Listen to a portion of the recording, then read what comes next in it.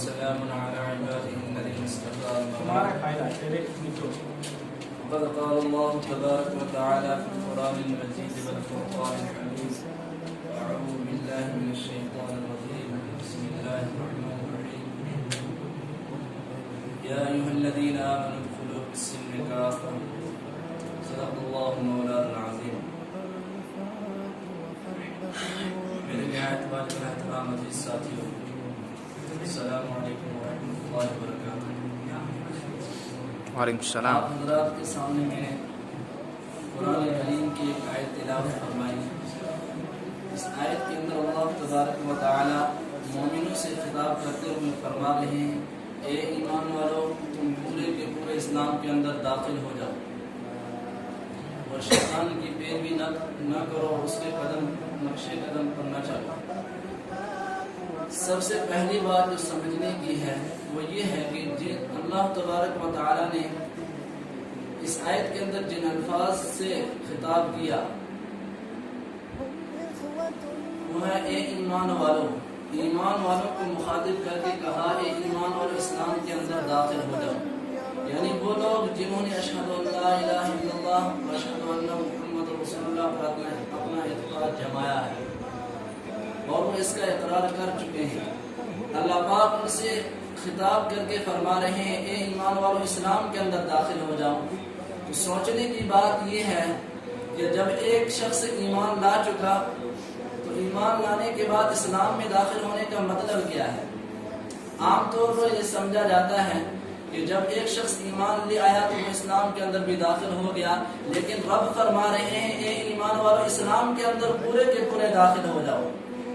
اس سے یہ مطلب سمجھ میں آتا ہے کہ ایمان کچھ اور چیز ہے اور اسلام کچھ اور چیز ہے، اور ایمان لانے کے بعد اسلام میں داخل ہونا بھی ضروری ہے۔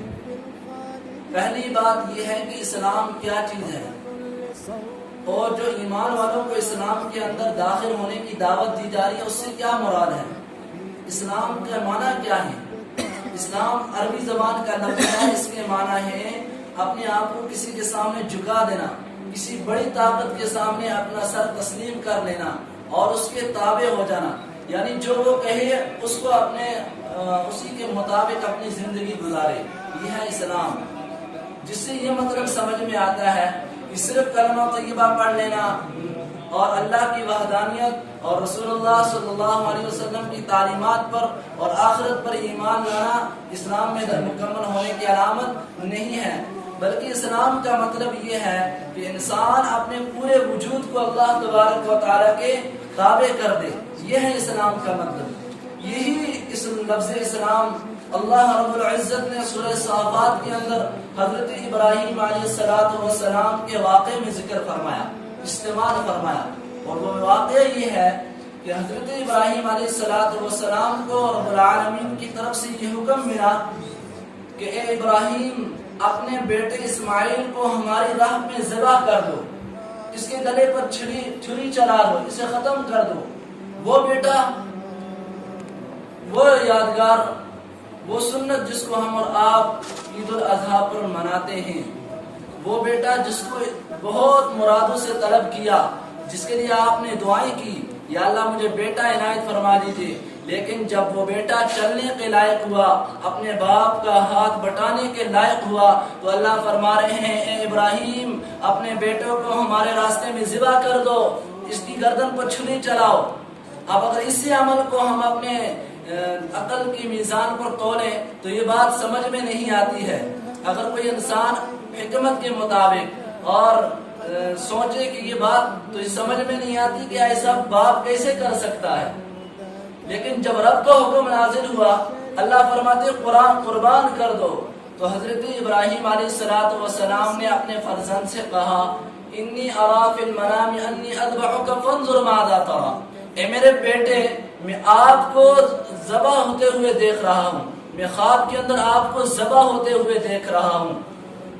حضرت ابراہیم علیہ السلام نے اپنے بیٹے سے یہ پوچھا، اس لیے کہ میں اپنے بیٹے سے بھی امتحان لوں کہ وہ اس کے بارے میں کیا کہیں گے۔ اب وہ اپنے بیٹے سے کہہ رہے ہیں کہ کیا ہمیں کیا کرنا چاہیے۔ وہ بیٹا جو خلیل اللہ کا بیٹا ہو اور جس کے سلب سے، جس کی آل سے محمد رسول اللہ صلی اللہ علیہ وسلم اس دنیا کے اندر تشریف لائے، وہ بیٹا پلٹ کر جواب دیتا ہے، اے میرے ابا جان، قال یا ابت افعل ما تؤمر ستجدنی انشاءاللہ من الصابرین، اے میرے ابا جان، آپ کو جو حکم رب العالمین کی طرف سے دیا گیا ہے آپ اس کو کر گزریے،